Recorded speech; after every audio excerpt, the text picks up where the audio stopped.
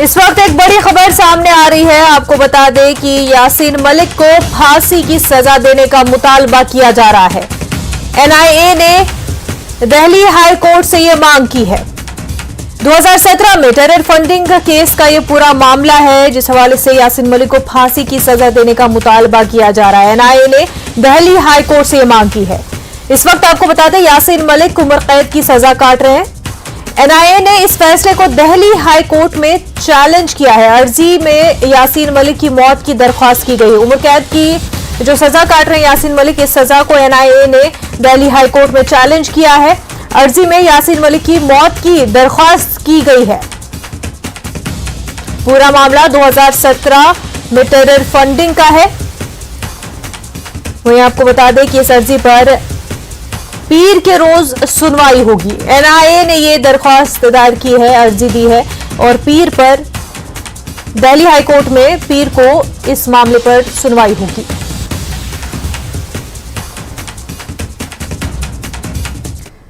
हमारे नुमाइंदे मनोज कौल इस वक्त हमारे साथ जुड़ चुके हैं। मनोज, यासीन मलिक जो कि उम्र कैद की सजा काट रहे हैं, उनके लिए फांसी की सजा का मुतालबा किया जा रहा है।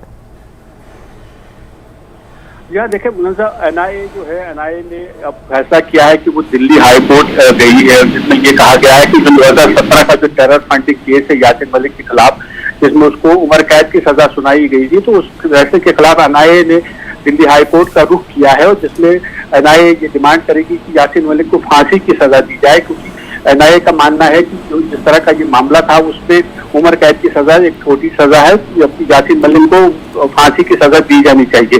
और अभी जो हमारे पास इंफॉर्मेशन है, जो दिल्ली हाई कोर्ट है, दिल्ली हाई कोर्ट ने इस मामले को डिवीजन बेंच को रेफर किया है और मंडे को यानी सोमवार को इस मामले की सुनवाई होगी। तो जैसा कि हम आपको बता दें कि यासीन मलिक जो 2017 का जो टेरर फंडिंग मामला है, उसमें जब कोर्ट में सुनवाई हुई थी तो उसके बाद उसको उम्र कैद की सजा सुनाई गई थी और यासीन मलिक अब अभी तिहाड़ जेल में उम्र कैद की सजा वो काट रहा है और उसी फैसले के खिलाफ एनआईए ने दिल्ली हाईकोर्ट का रुख किया है और इसकी सुनवाई जो है सोमवार को होगी और उस दिन ये पता चलेगा कि आखिर वहाँ जो अदालत है वो किस तरह का ऑर्डर पास करती है। वो देखने वाला बहुत ही दिलचस्प होगा, क्योंकि एनआईए लगातार ये कहती आई है, डिमांड करती आई है कि यासीन मलिक को फांसी की सजा दी जाए। हालांकि जैसे मैंने पहले बताया कि यासीन मलिक अभी उम्र कैद की सजा काट रहा है दिल्ली की तिहाड़ जेल में, लेकिन अब एनआईए ने दोबारा जो दिल्ली हाईकोर्ट का रुख किया है तो उससे ये साफ जाहिर होता है कि एनआईए सख्त से सख्त सजा का मुतालबा कर रही है और कोशिश उसकी ये है कि जो कोर्ट की तरफ से उसको यासीन मलिक को फांसी की सजा दी जाए। जी मनोज, इससे पहले भी जब कोर्ट का वर्डिक्ट आया था इस केस को लेकर के यासीन मलिक के बारे में, तो उस वक्त भी एक स्ट्रॉन्ग पॉलिटिकल रिएक्शन देखने को मिला था और अब जब इस तरह का मुतालबा हो रहा है और पीर को इस मामले पर सुनवाई भी होगी तो और भी पॉलिटिकल गलियारों में इस पर एक रिएक्शन देखने को मिलेगा। जी हाँ, देखें जिस तरह से उस वक्त हुआ था, कई पॉलिटिकल पार्टीज का अलग अलग रुख था इस मामले पर। जब तो यासीन मलिक को उम्र कैद की सजा सुनाई गई थी तो उस वक्त भी कई चीजें सामने आई थी, अलग अलग पॉलिटिकल पार्टीज का उनका रद्द-ए-अमल सामने आया था।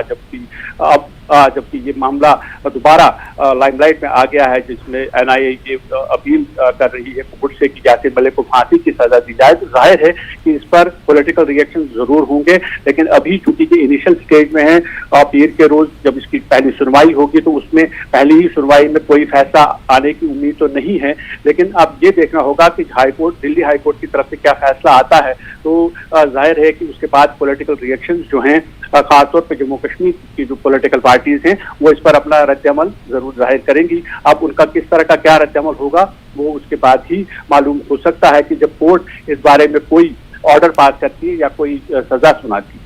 बिल्कुल मनोज, और सिर्फ हम एनसी की बात यहाँ पर नहीं कर रहे, पीपल्स अलायंस की बात नहीं कर रहे हैं, पीडीपी का भी जो रिएक्शन आया था वो ये कि अनफॉर्चुनेट है और इस तरह का रिएक्शन आया था कि जो पीस की तरफ एफर्ट्स जा रहे हैं उसके लिए अनफॉर्चुनेट है। तो ये बात थी लाइफ इम्प्रिजनमेंट की और पीडीपी तक का ये रिएक्शन उस वक्त में आया था। जी हाँ, देखिए मनोज, देखिए जहाँ तक पॉलिटिकल पार्टीज का ताल्लुक है, पॉलिटिकल पार्टीज अपने उनका जो अपना एजेंडा होता है पार्टी का और उनका जो वोट बैंक होता है उसको मद्देनजर रखते हुए हर एक पॉलिटिकल पार्टी रद्द-ए-अमल देती है, चाहे जितना बड़ा जो भी मामला हो वो उसको अपने जाविये से देखते हैं।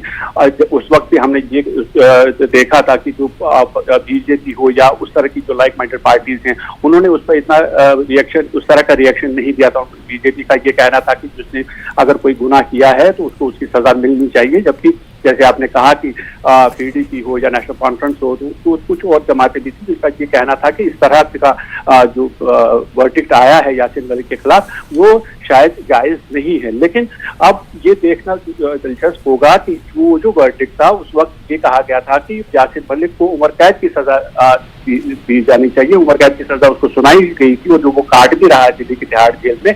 अब जबकि फांसी की सजा के लिए अपील की गई है एनआईए की जानिब से, तो जाहिर है कि और भी रिएक्शन होंगी। उसके बाद ये देखना पड़ेगा कि आखिर किस पार्टी का क्या रुख होगा।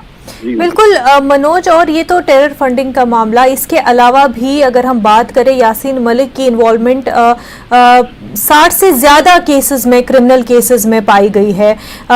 फिर हम रुबिया सईद की बात करें या फिर दीगर जो cases, murder, attempt to murder की केसेस भी उसमें शामिल है। तो ऐसे में एक जो ऑलरेडी गवर्नमेंट ऑफ इंडिया की पॉलिसी है कि कोई लीनियंसी नहीं टुवर्ड्स टेरर रिलेटेड केसेस, उस पर क्या किस तरह से इस जो मांग हो रही है, जो मुतालबा किया जा रहा है, उसको देखा जाए?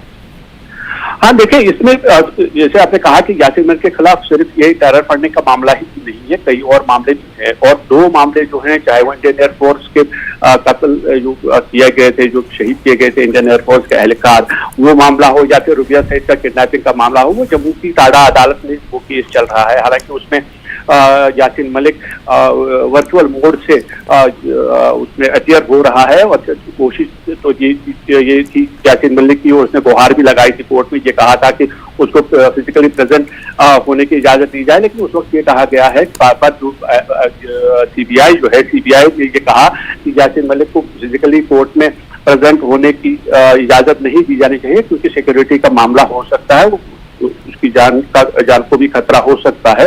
तो ये इस तरह के कई मामले जो हैं, ये कुछ वो मामले हैं जो कि लाइमलाइट में आ गए हैं, और भी बाकी कुछ मामले हैं जिसमें यासीन मलिक को अक्यूज बताया गया है। और यही वजह है कि लगातार जो अगर हम ये 2 केसेस की बात करें मनोजा, तो हर महीने लगभग इनकी सुनवाई होती है। पिछली भी जो सुनवाई हुई थी उसके बाद अब उसमें 2 महीने का गैप आया है, क्योंकि जून में कोर्ट की छुट्टियां होती हैं।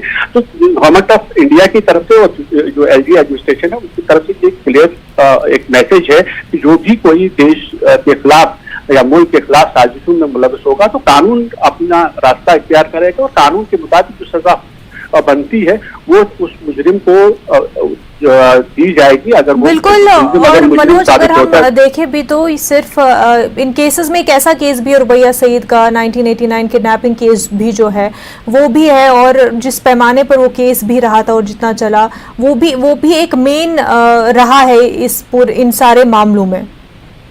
जी बिल्कुल मनोज, वो जो रुबिया सईद वाला केस था, अगर हम उसकी बात करें तो 1989 में जब रुबिया सईद को किडनैप किया गया था JKLF की जानिब से, तो उसके बाद उनको लगभग 1 हफ्ते की कैप्टिविटी के बाद रुबिया सईद को रिहा किया गया था, जिसके बदले में 4 से 5 मिलिटेंटों को रिहा भी किया गया था। और अब जबकि कोर्ट में मामला जब आया तो जुलाई लास्ट ईयर उसमें क्या हुआ था कि जो रुबिया सईद ने ये कहा था कि वो यासीन मलिक को पहचानती है, वो उस ग्रुप में शामिल था जो उसने उनको अगवा किया था और जिसके बाद वो उन्होंने अपनी डिमांड रखी थी। तो उस जो उन्होंने आइडेंटिफिकेशन किया था उसकी बिना पर लगातार वो कोर्ट में उसकी सुनवाई हो रही है। और जैसे मैंने पहले जिक्र किया, उसके साथ साथ जो इंडियन एयरफोर्स के एहलकारों का कत्ल का मामला है, जिसमें 4 के करीब जो इंडियन एयरफोर्स के एहलकार हैं वो मारे गए थे, तो उसमें भी ये माना गया कि यासीन मलिक और उसका ग्रुप ही उस फायरिंग के मामले में मुलविस था। और फिलहाल उन दोनों मामलों की जो कोर्ट में सुनवाई चल रही है, और आज जब एनआईए ने ये फैसला किया कि वो दिल्ली हाई कोर्ट जाएगा 2017 के टेरर फंडिंग के मामले में, और यासीन मलिक को अभी उम्र कैद की सजा काट रहा है तिहाड़ जेल में, तो उसमें ये अपील की गई है कि उसको फांसी की सजा दी जाए। तो ये एक बहुत बड़ा एक मामला है, और अब ये देखना होगा कि पीर के रोज जब इसकी सुनवाई होगी तो कोर्ट की तरफ से क्या डायरेक्शन आए। बिल्कुल, अब दिल्ली हाई कोर्ट में पीर के रोज इस मामले पर सुनवाई होगी। फिलहाल के लिए मनोज कौल, बेहद शुक्रिया तमाम तर जानकारी के लिए।